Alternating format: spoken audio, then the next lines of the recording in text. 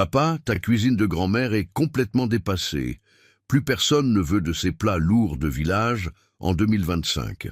Pendant que moi je fais 50 000 vues en montrant de la fusion food moderne, toi, tu restes ici à servir de la bouffe de musée à des petits vieux nostalgiques. C'est ce que mon propre fils m'a dit ce mardi soir, après 35 ans à consacrer ma vie au bistrot familial.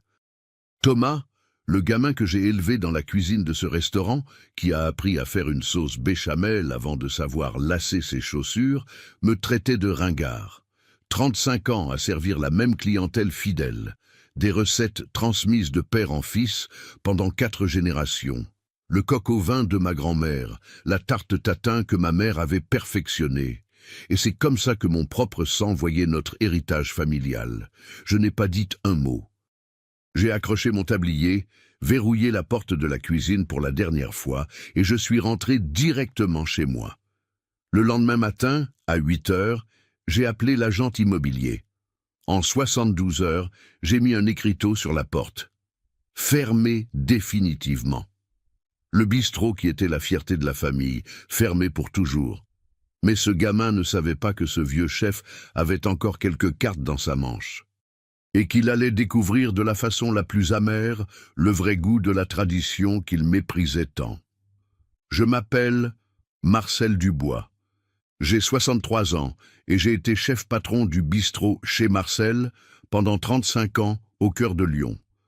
Avant de continuer cette histoire, j'aimerais remercier la chaîne Les Conseils de Papy de me donner l'opportunité de raconter mon expérience. Je vous demande de vous abonner à la chaîne et de commenter de quelle ville vous nous écoutez. Tous les jours, il y a une nouvelle histoire de pères qui ont vécu des situations similaires.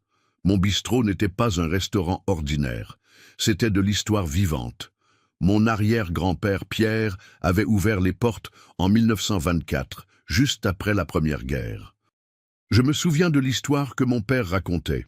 Pierre était revenu des champs de bataille de Verdun avec seulement un sac à dos et la détermination de créer quelque chose qui nourrirait non seulement le corps, mais l'âme des survivants. Il avait commencé avec 3 tables en bois qu'il avait construites lui-même et un fourneau à bois qu'il avait acheté d'un couvent en démolition. Mon grand-père Henri avait continué pendant l'occupation nazie, servant des résistants français dans l'arrière-salle du restaurant. Henri était un homme courageux, de peu de mots, mais qui n'avait jamais hésité à cacher des membres de la résistance dans la cave du bistrot. Dans les archives familiales, nous gardons encore des lettres de remerciements de combattants qui s'étaient nourris là avant des missions dangereuses. L'une d'elles, signée par Jean-Claude Moreau, disait « Monsieur Henri, votre soupe m'a donné la force d'affronter une nuit de plus dans le froid. Si je survis à la guerre, je reviendrai manger votre cassoulet. » Jean-Claude est bien revenu en 1945 et est devenu client pendant 40 ans jusqu'à mourir de vieillesse en 1985.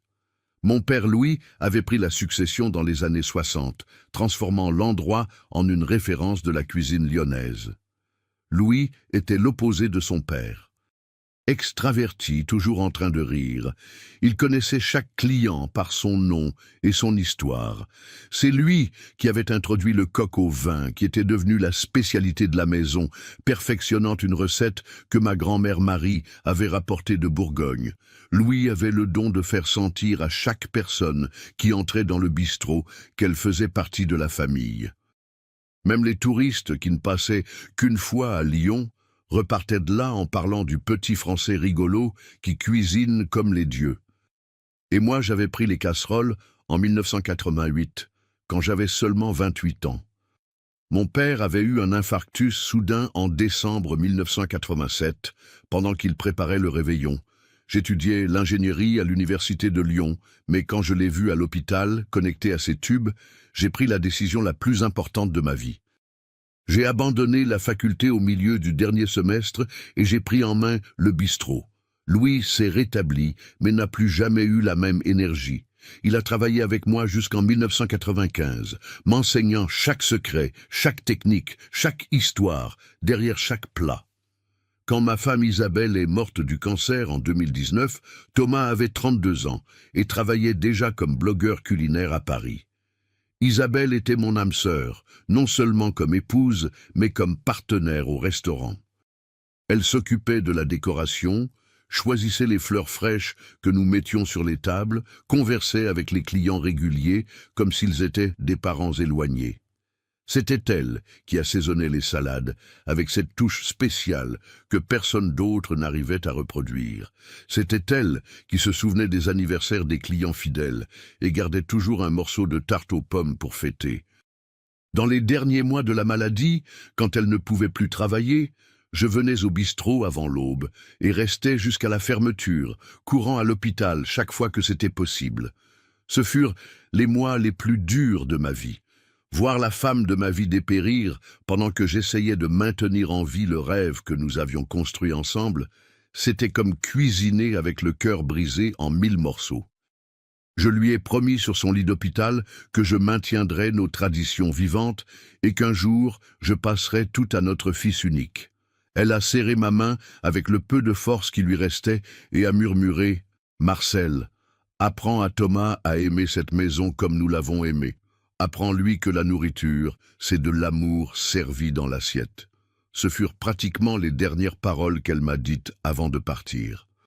J'ai travaillé 16 heures par jour pendant ces 5 dernières années. Seul, maintenant le restaurant en fonctionnement avec seulement l'aide de la vieille Madame Rousseau, notre serveuse depuis 20 ans. Marguerite Rousseau avait commencé comme une jeune veuve de 35 ans qui avait besoin de travail pour élever 3 petits-enfants. Isabelle et moi l'avions accueillie comme de la famille. Elle connaît chaque client, chaque préférence, chaque allergie alimentaire. Quand quelqu'un de nouveau arrive au bistrot, elle arrive à deviner quel type de plat la personne va aimer, juste en observant comment elle s'assied et parle. Marguerite est plus qu'une employée. C'est la mémoire vivante de notre lieu. J'ai élevé Thomas dans ce bistrot depuis petit. Il dormait dans un berceau improvisé dans le bureau pendant que je préparais le dîner. Quand il faisait des cauchemars, je l'amenais dans la cuisine et il se calmait en écoutant le bruit des casseroles et le grésillement des oignons qui cuisaient. Je me souviens de la première fois qu'il avait réussi à éplucher une pomme de terre entière sans se couper, à 6 ans. Il était si fier qu'il avait couru pour le montrer à sa mère en criant « Maman, regarde, papa a dit que maintenant je suis un vrai chef ». Il avait appris à faire un roux à 10 ans. Je devais lui mettre un tabouret pour qu'il atteigne le fourneau, mais il remuait le beurre avec la farine, avec le sérieux d'un adulte, attendant qu'il devienne de la couleur dorée parfaite avant d'ajouter le lait. À 15 ans, il savait déjà préparer tous les plats classiques de la maison. Le coq au vin de l'arrière-grand-mère, le cassoulet du grand-père, la bouillabaisse que j'avais apprise d'un chef marseillais nommé Antoine, qui avait travaillé avec nous pendant un été dans les années 90. Je pensais qu'il aimait ça autant que moi. Pendant toute l'adolescence, Thomas venait au bistrot après l'école. Il faisait ses devoirs à une table du fond pendant que je préparais le dîner. Il aidait Marguerite à organiser les tables, conversait avec les clients réguliers en français, en anglais et même dans un italien approximatif qu'il avait appris avec les touristes. Les clients adoraient le petit chef, comme il l'appelait. Monsieur Dubois, un monsieur retraité qui dînait chez nous tous les vendredis, disait toujours « Marcel, ce gamin va porter notre tradition très loin ». J'ai payé ses études de gastronomie à l'école Le Cordon Bleu, 45 000 € que j'ai tirés des économies de la famille. C'était toutes les économies qu'Isabelle et moi avions faites pendant 20 ans, chaque euro épargné avec sacrifice. Nous avons vendu la voiture la plus récente et ne sommes restés qu'avec ma Peugeot de 1995 pour arriver à payer le premier versement de l'école. Isabelle était même allée travailler à temps partiel dans une boutique de vêtements du quartier pour aider avec les dépenses supplémentaires. Elle ne s'est jamais plainte, elle disait toujours « c'est pour l'avenir de notre fils ». J'ai acheté des équipements professionnels pour qu'il s'entraîne à la maison, 12 000 € en casseroles en cuivre, couteaux japonais, ustensiles que je n'avais même pas au bistrot. Thomas voulait avoir une cuisine professionnelle dans son appartement.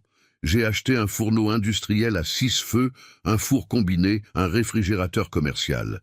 L'appartement ressemblait plus à une école de cuisine qu'à une maison. Quand il a décidé de devenir blogueur en 2020, J'ai financé les caméras, les ordinateurs, l'éclairage professionnel, encore 8 000 € investis dans son rêve. Thomas m'expliquait que l'avenir de la gastronomie était dans les réseaux sociaux et qu'il voulait démocratiser la haute cuisine française. Je ne comprenais pas grand-chose à ces technologies, mais je faisais confiance à mon fils. S'il pensait que c'était le bon chemin, qui étais-je pour questionner? J'ai toujours pensé qu'un jour, il reviendrait à la maison, à nos racines. J'imaginais Thomas reprendre le bistrot quand je prendrais ma retraite, peut-être modernisant quelques trucs, mais gardant l'essence. Je rêvais de le voir enseigner à ses propres enfants comment faire un roux, comme je lui avais enseigné, comme mon père me l'avait enseigné. Je pensais que c'était comme ça que ça marchait dans les familles traditionnelles. Mais le manque de respect a commencé doucement, comme une sauce qui tourne sans qu'on s'en rende compte.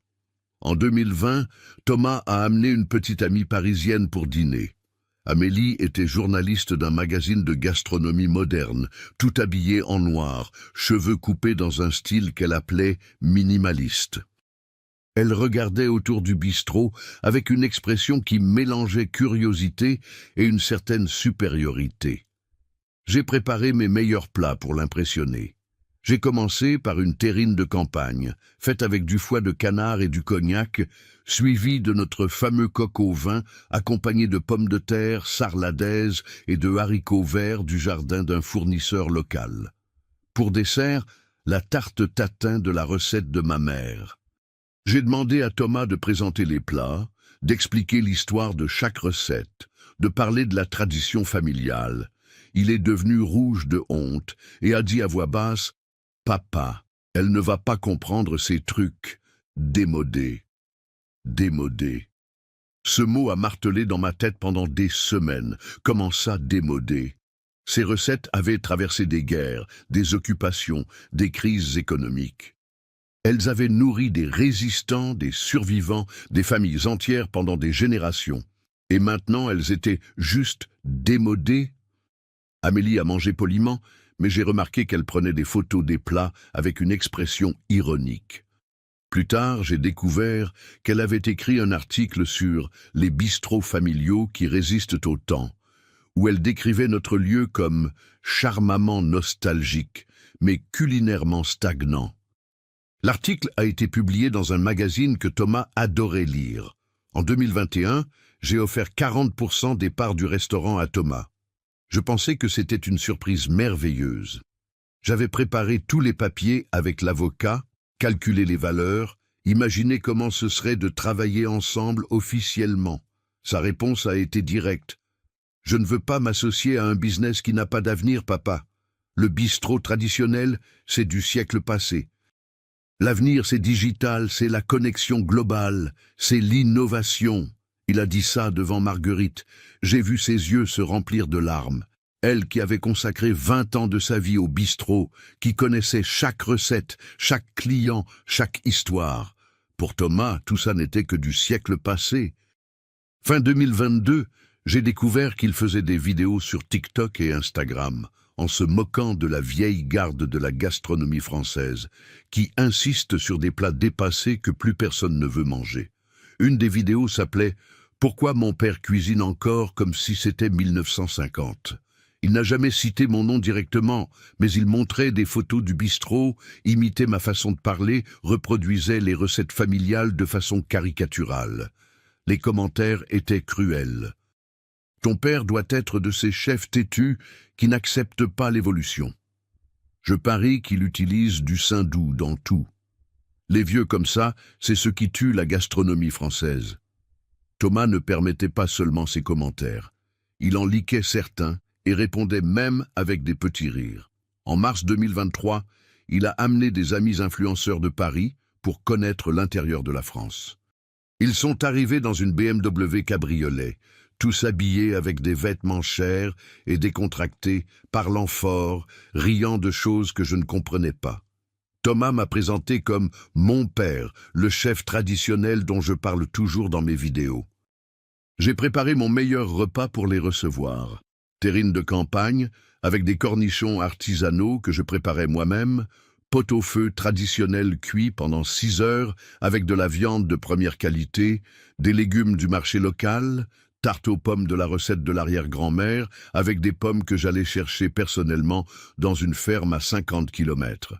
Pendant tout le dîner, il photographiait les plats avec une expression entre amusée et condescendante.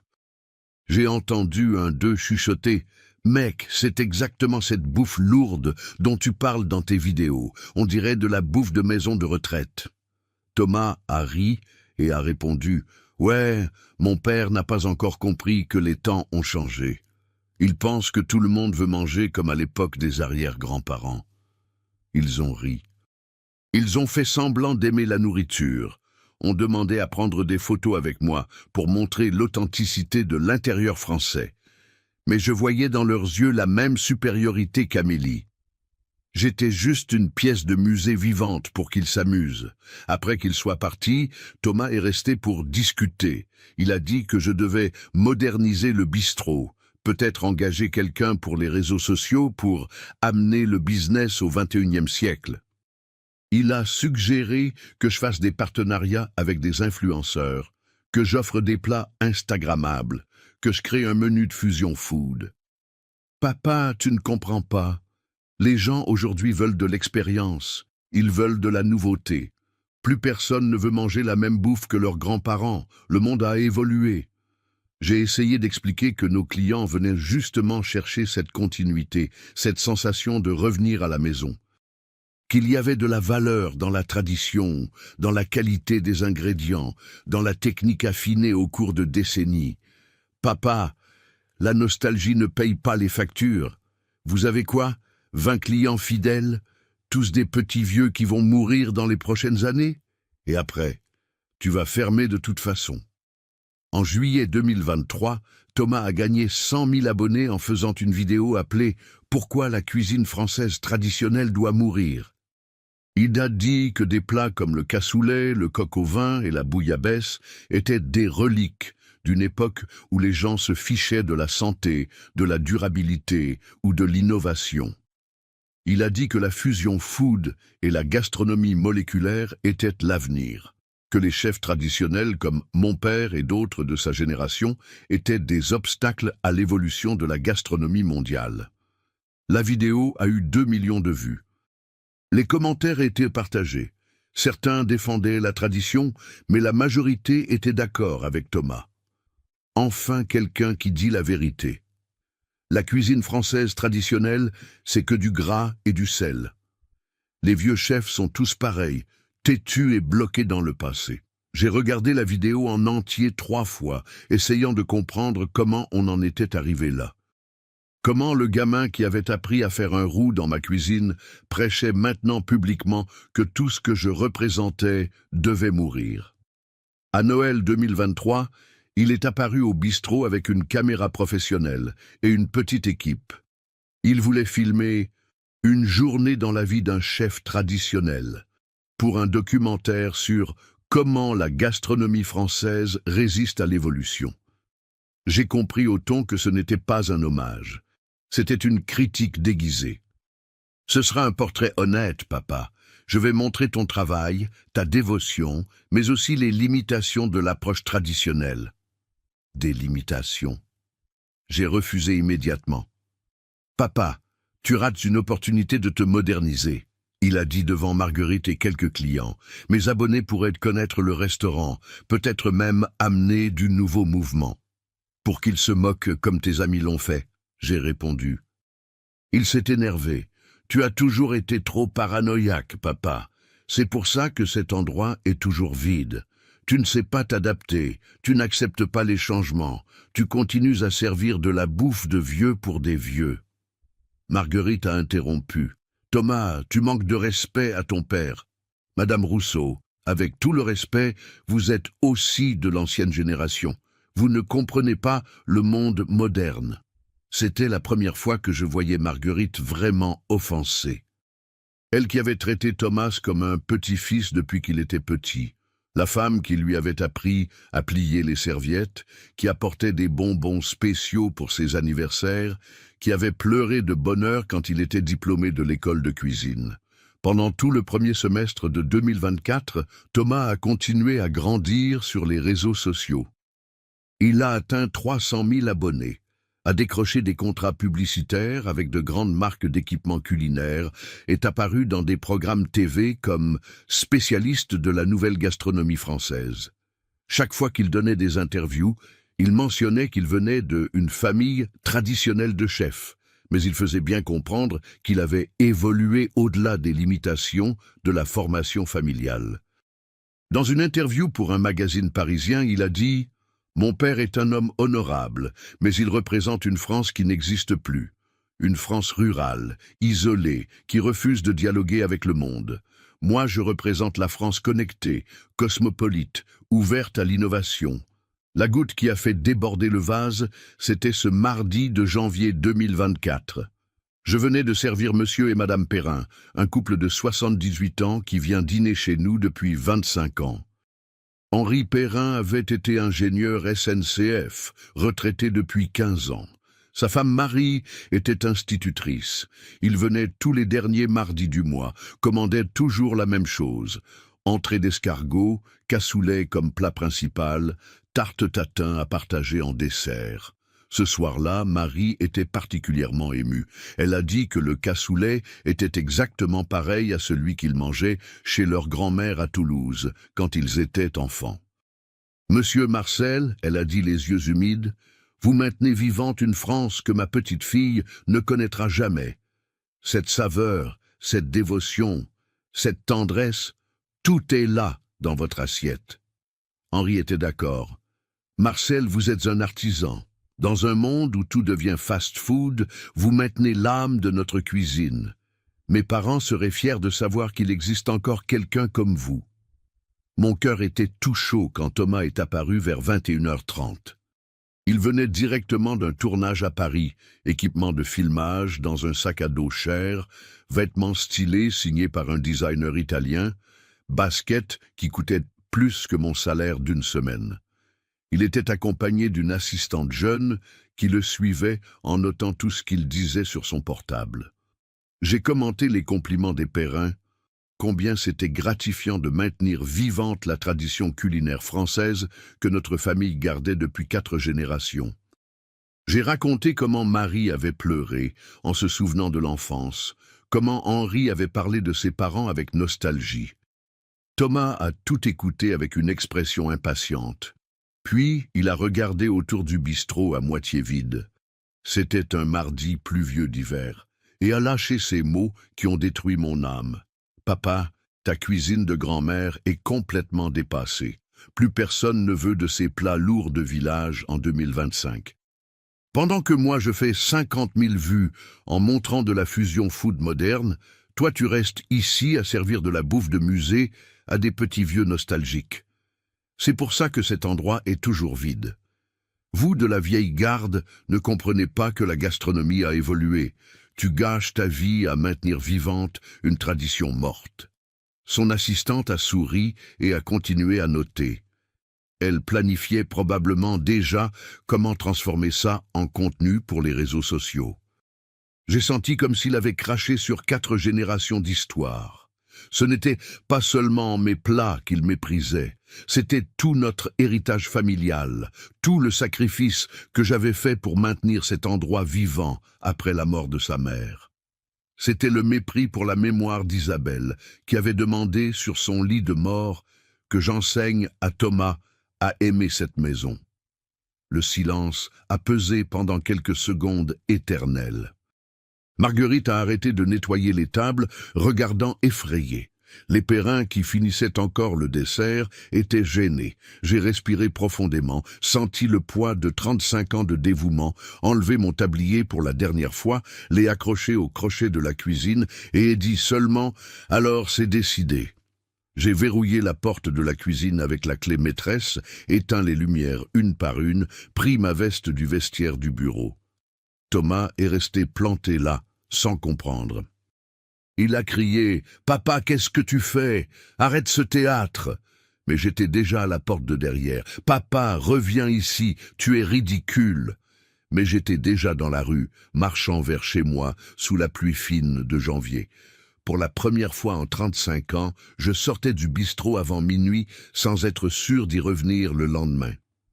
Le lendemain matin, à 8 heures pile, j'ai appelé Jean-Pierre Moreau, l'agent immobilier que je connaissais depuis 30 ans. Jean-Pierre avait vendu des appartements à plusieurs employés du bistrot au fil des ans. Il connaissait la valeur sentimentale de cet endroit. « Jean-Pierre, je veux vendre le local commercial du bistrot. Aujourd'hui même. » De l'autre côté de la ligne, un silence effrayé. « Marcel, tu es sûr? C'est la vie de ta famille. C'est 4 générations d'histoire. » « Ça ne l'est plus, » j'ai répondu avec une froideur qui m'a surpris.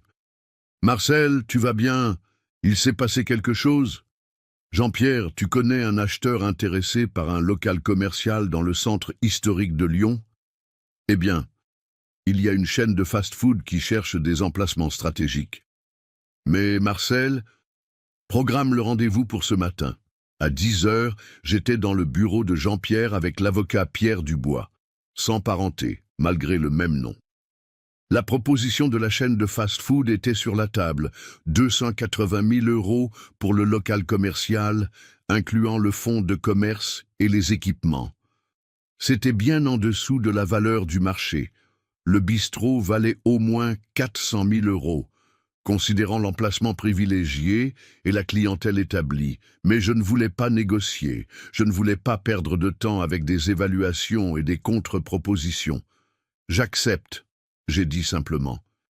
Pierre Dubois, l'avocat, a essayé de me dissuader. « Marcel, tu prends une décision émotionnelle.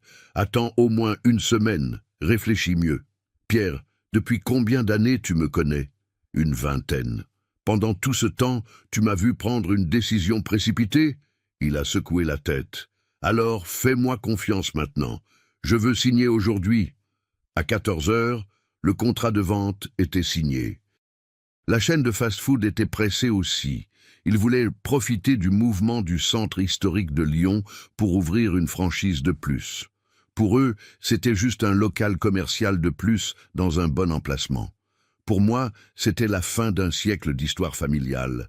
Je leur ai vendu en sachant exactement ce qui allait se passer. Ils allaient tout démolir, tout rénover, installer des friteuses industrielles là où ma grand-mère faisait du roux artisanal.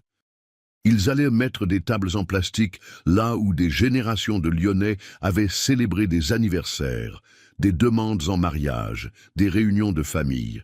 À 17 heures, je suis retourné au bistrot pour la dernière fois comme propriétaire. J'ai mis personnellement l'écriteau fermé définitivement sur la porte principale. Madame Rousseau était là, arrangeant les tables comme elle le faisait tous les après-midi depuis 20 ans. Quand elle a vu l'écriteau, elle a fait tomber les serviettes qu'elle pliait. « Monsieur Marcel, vous êtes sûr de ça ?» J'ai pris ses mains entre les miennes. « Madame Rousseau, quand on n'est plus les bienvenus dans notre propre histoire, il est temps d'écrire une fin. » Mais Thomas, il ne voulait pas dire. « Marguerite, vous avez entendu ce qu'il a dit. Pour lui, tout ça c'est du musée. Notre bouffe, c'est pour les vieux. Notre tradition est morte.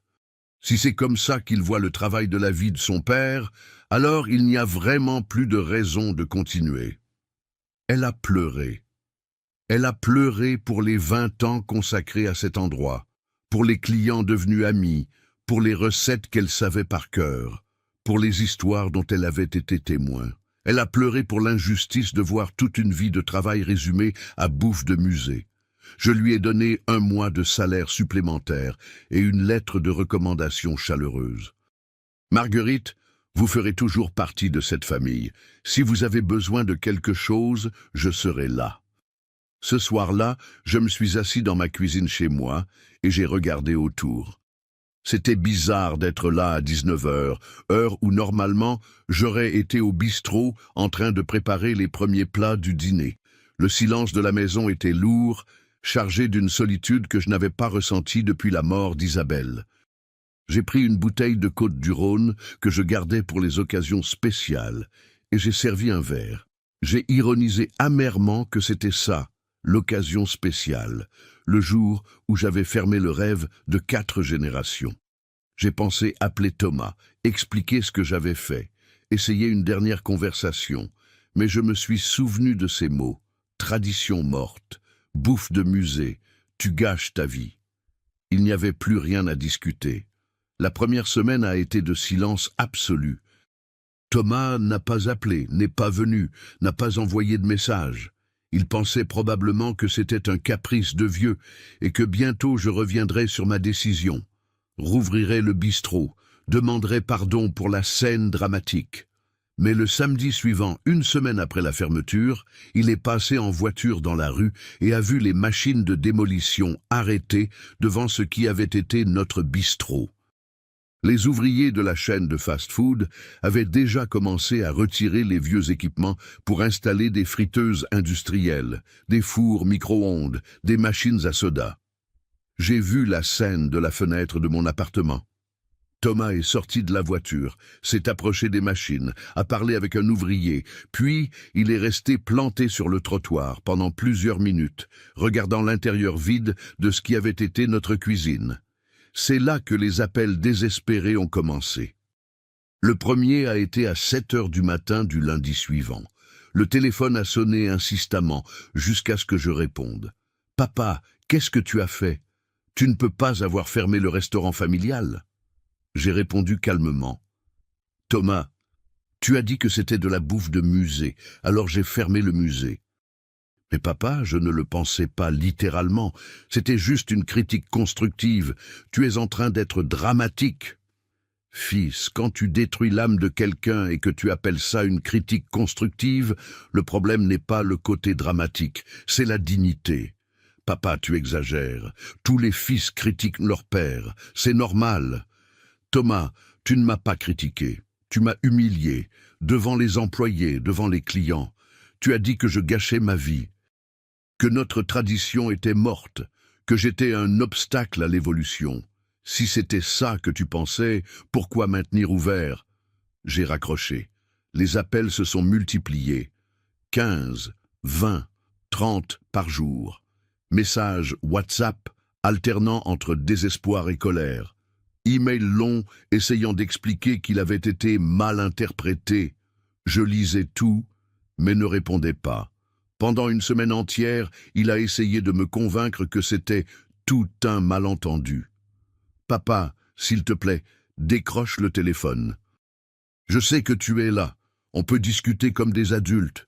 On peut inverser ça. Je peux t'aider à rouvrir. J'ai des contacts. Je peux amener des influenceurs. On peut moderniser l'endroit. » Mais je ne répondais pas. Chaque message montrait qu'il ne comprenait toujours pas. Il pensait que le problème, c'était la fermeture du bistrot, pas le manque de respect qui m'avait mené à le fermer.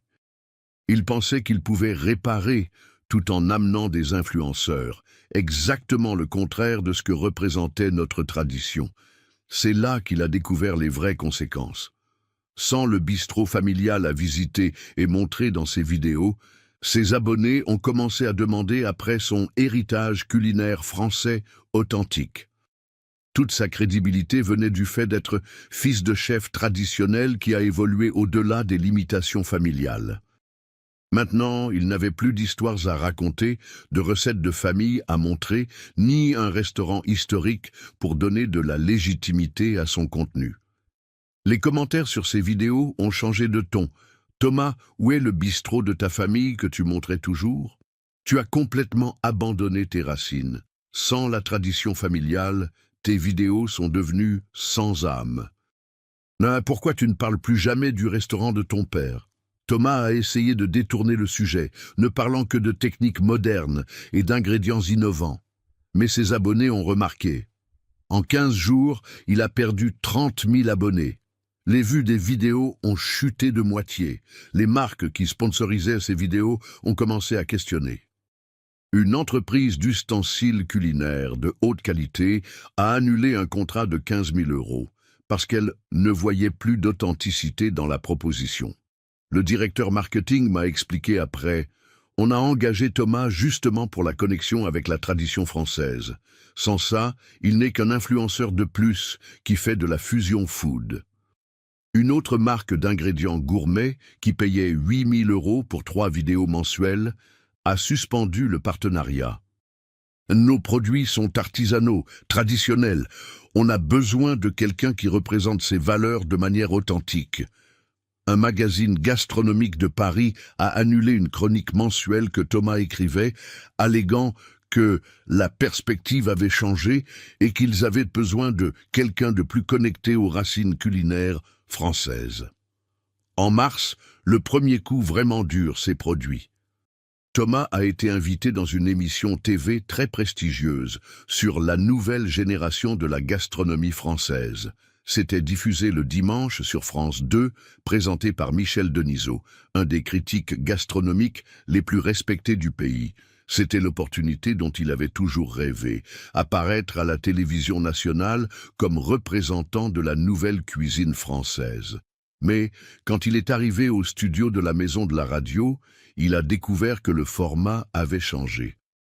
Au lieu de juste une interview, il devait cuisiner en direct un plat traditionnel français, quelque chose qui démontrait leurs racines culinaires, avant de montrer leur évolution personnelle.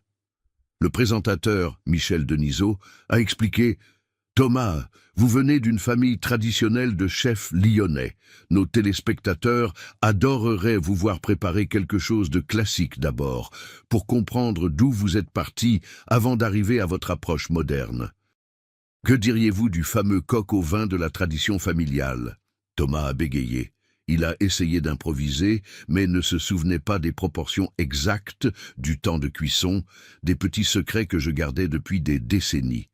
Il connaissait la recette de base, poulet, vin rouge, oignons, champignons, mais ne maîtrisait pas les subtilités qui font la différence entre un plat commun et un plat exceptionnel. Il a commencé en coupant le poulet de façon incorrecte, laissant des morceaux trop gros qui ne cuiraient pas uniformément. Il a mis trop de vin au début, n'a pas laissé l'alcool s'évaporer correctement. Il a oublié d'ajouter le bouquet garni au bon moment. La sauce n'a pas épaissi, parce qu'il ne connaissait pas l'astuce du roux que je faisais séparément pour finir. Le plat est sorti fade, sans âme, avec un goût de vin cru et une texture inadéquate. Michel Denisot a goûté et a fait une grimace discrète, essayant de garder sa contenance professionnelle. Interprétation intéressante, Thomas. Bien différent du traditionnel qu'on connaît. C'est que j'aime innover, même dans les plats classiques. Thomas a essayé de se justifier, transpirant visiblement. Bien sûr, mais peut-être serait-il intéressant de maîtriser d'abord le traditionnel avant d'innover, vous ne pensez pas? La gêne était visible. L'émission a continué, mais Thomas avait perdu toute crédibilité. Quand est venu le moment de préparer son plat innovant, il a fait une fusion asiatique-française qui a semblé plus confuse que créative. La vidéo a fuité sur les réseaux sociaux avant même que l'émission passe à l'antenne. Quelqu'un de la production a filmé avec son portable et a posté dans les groupes WhatsApp de la gastronomie parisienne. En 24 heures, ça a viralisé dans les pires groupes de gastronomie française. Fils de chef ne sait pas faire un coq au vin basique. Influenceur qui critique la tradition échoue sur le plus simple. La tradition se venge. Chef moderne ne sait pas cuisiner les classiques. Thomas Dubois. Toute la théorie, zéro pratique. Les commentaires étaient impitoyables. Les chefs traditionnels qu'il avait critiqués dans des vidéos précédentes en ont profité pour riposter. Paul Bocuse Jr. a posté, avant de révolutionner la gastronomie française, que diriez-vous d'apprendre à faire un coq au vin correct? En avril, avec la réputation ébranlée et les contrats publicitaires en chute libre, Thomas a décidé de faire quelque chose de désespéré. Il a essayé d'ouvrir son propre restaurant à Paris avec l'argent qu'il avait épargné des années de succès comme influenceur. Il l'a appelé Thomas Dubois, Nouvelle Cuisine Française.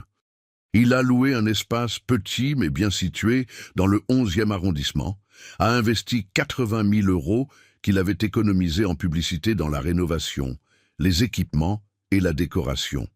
Il a engagé 2 cuisiniers jeunes, diplômés d'écoles modernes, qui partageaient sa vision de gastronomie évolutive. Le menu était fusion moderne. magret de canard sauce yuzu et quinoa rouge, foie gras déconstruit avec gelée de saké, cassoulet vegan avec protéines de soja texturisées. Des plats beaux photographiquement, mais qui embrouillaient plus qu'ils ne satisfaisaient. L'inauguration a été un événement pour influenceurs et journalistes gastronomiques. Thomas a invité tous ses contacts digitaux, a fait la promotion intensivement sur les réseaux sociaux, a créé de l'attente pendant des semaines. Les premières critiques ont été poliment négatives. Concept intéressant, exécution confuse. Ambition plus grande que compétence. Fusion sans fondement.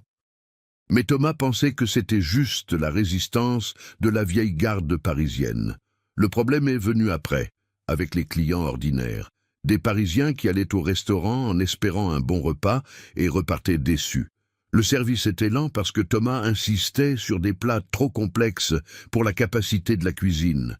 Les saveurs étaient déséquilibrées parce qu'il privilégiait l'apparence sur le goût. En juin, les critiques gastronomiques officielles sont sorties. Le Figaro, plat sans identité comme si le chef ne connaissait pas ses propres racines.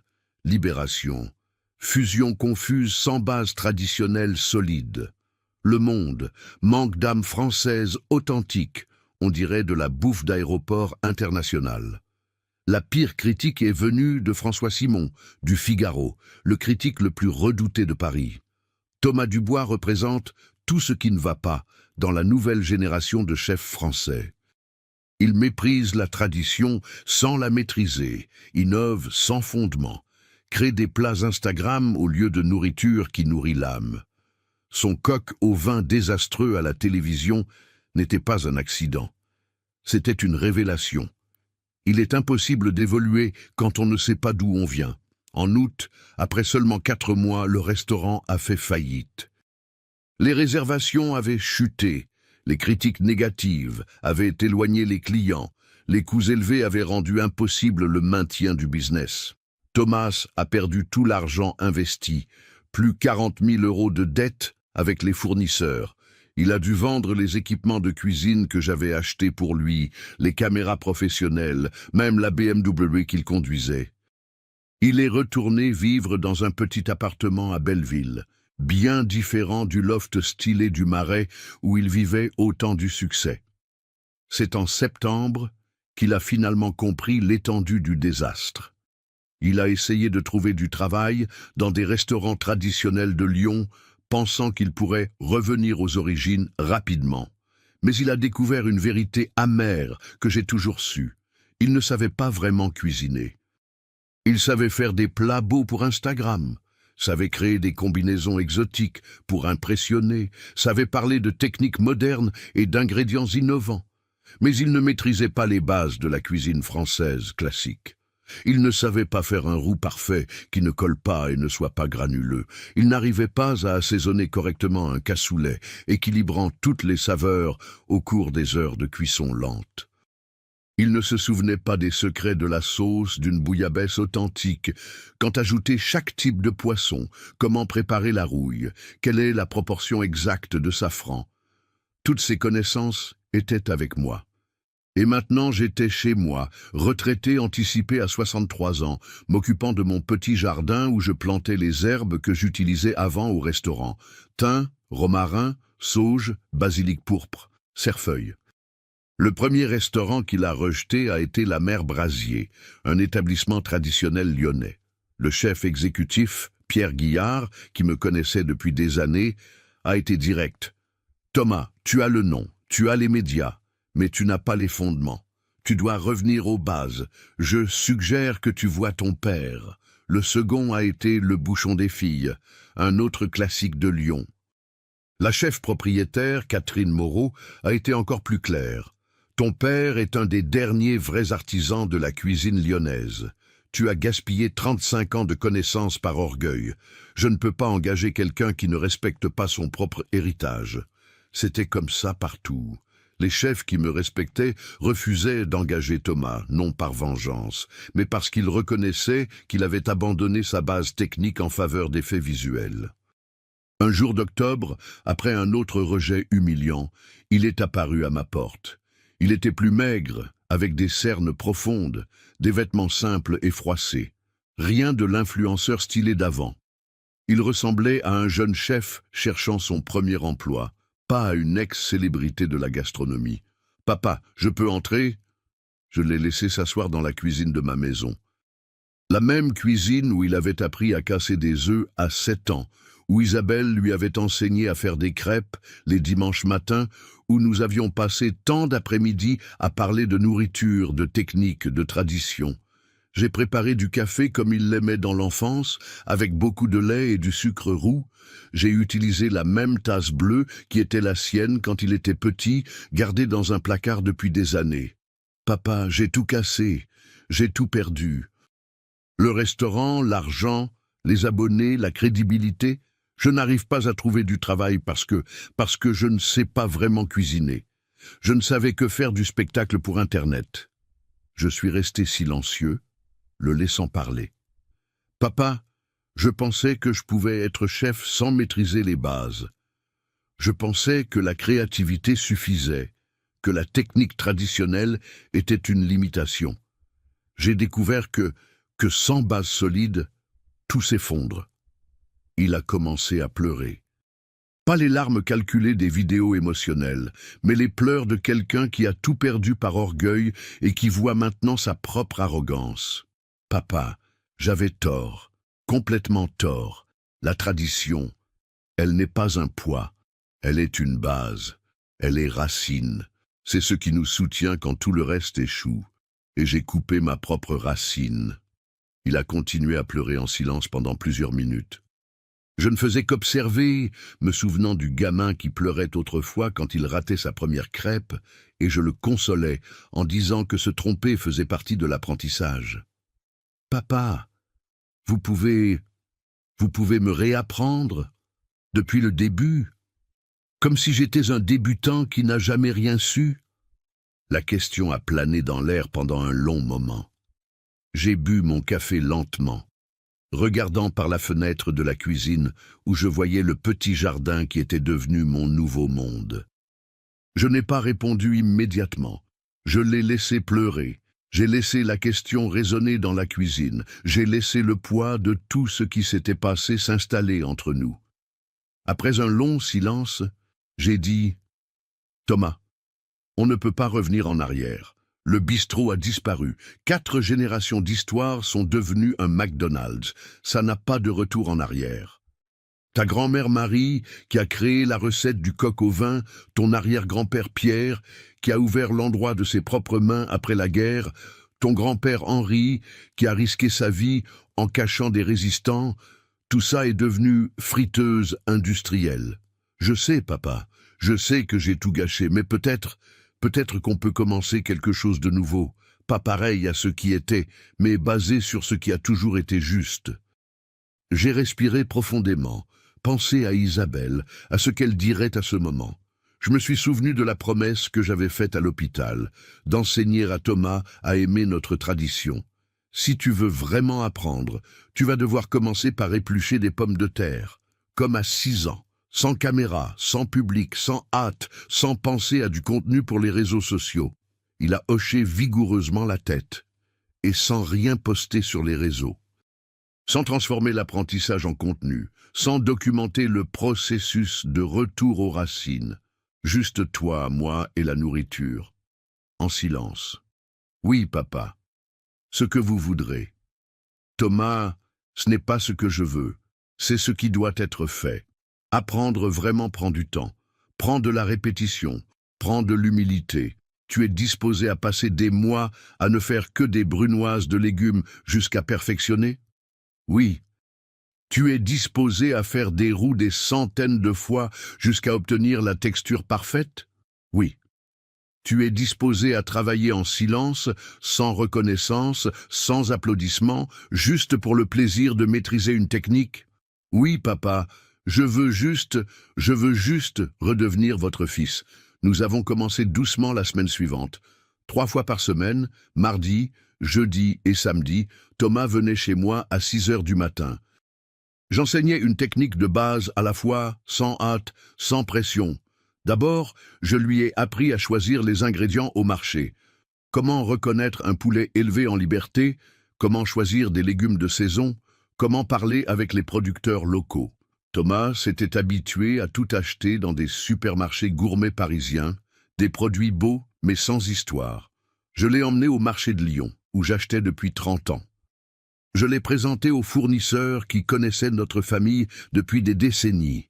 Madame Bouchard, qui vendait des œufs fermiers, a dit « Ah, c'est le petit Thomas, comme il a grandi. Votre père parlait toujours de vous avec fierté. » Thomas était gêné, mais a commencé à comprendre le tissu de relations qui soutenait la cuisine traditionnelle. Ce n'était pas juste acheter des ingrédients, c'était faire partie d'une communauté. Ensuite, nous sommes revenus aux bases de la technique. Comment faire un bouillon d'os qui prend 12 heures? Thomas n'avait jamais eu la patience pour les processus longs. Il voulait des résultats rapides, un impact visuel immédiat. Mais un bon bouillon ne se presse pas. Je lui ai enseigné à faire griller les os d'abord, pour développer la saveur, à nettoyer les impuretés qui remontent à la surface dans les premières heures, à ajouter les légumes au bon moment, pas trop tôt pour qu'ils n'amertument pas trop tard pour extraire toute la saveur. « Papa, pourquoi vous ne m'avez jamais enseigné ces choses quand j'étais petit ?» Thomas, j'ai essayé, mais tu étais toujours pressé d'arriver à la partie cool. Tu voulais faire les plats principaux, pas les préparations de base. C'était vrai. Depuis l'adolescence, Thomas voulait impressionner. Il voulait faire les plats que les clients complimentaient, pas les préparations invisibles qui rendaient tout possible. Comment assaisonner non pour impressionner, mais pour nourrir? Ça a peut-être été la leçon la plus difficile. Thomas s'était habitué aux assaisonnements exotiques, aux combinaisons inusitées qui généraient des commentaires sur les réseaux sociaux. Sel noir d'Hawaï, piment rarissime, épices que personne ne savait prononcer. Thomas, le bon assaisonnement n'est pas une question d'exotisme, c'est mettre en valeur la saveur naturelle des ingrédients. Du sel à la bonne mesure, des herbes fraîches, un filet d'huile d'olive de qualité, simple mais parfait. Nous avons passé des semaines juste à perfectionner la salade verte. Ça paraît simple, mais une bonne salade, c'est de l'art. La proportion entre acide et gras dans la sauce, le point de sel qui relève sans masquer, le choix des feuilles qui combinent textures et saveurs. Après 2 mois de travail en silence, Thomas a commencé à comprendre ce qu'il avait perdu. Ce n'était pas juste une technique culinaire, c'était une philosophie de vie. Cuisiner avec intention, servir avec amour, respecter le temps dont chaque plat a besoin. Papa, vous pensez qu'un jour je pourrais ouvrir un petit endroit? Pas un grand restaurant, juste une petite cuisine, focalisée sur la tradition que vous m'enseignez? Thomas, la tradition ne s'apprend pas en 2 mois. Elle s'apprend en décennies. Mais si tu as une vraie patience, si tu comprends que c'est un processus qui dure toute la vie... Je comprends, papa. Je ne suis plus pressé. Pendant le reste de l'année, nous avons continué l'apprentissage. Thomas a complètement abandonné les réseaux sociaux. Il a supprimé les comptes, arrêté de poster, arrêté de consommer le contenu d'autres influenceurs. Il voulait se concentrer juste sur l'essentiel. En janvier 2025, nous avons trouvé un petit espace au marché de Saint-Antoine, un marché traditionnel lyonnais où plusieurs artisans vendaient des produits locaux. 40 mètres carrés, sans luxe, juste une cuisine ouverte et 6 places au comptoir. C'était rustique, simple, honnête.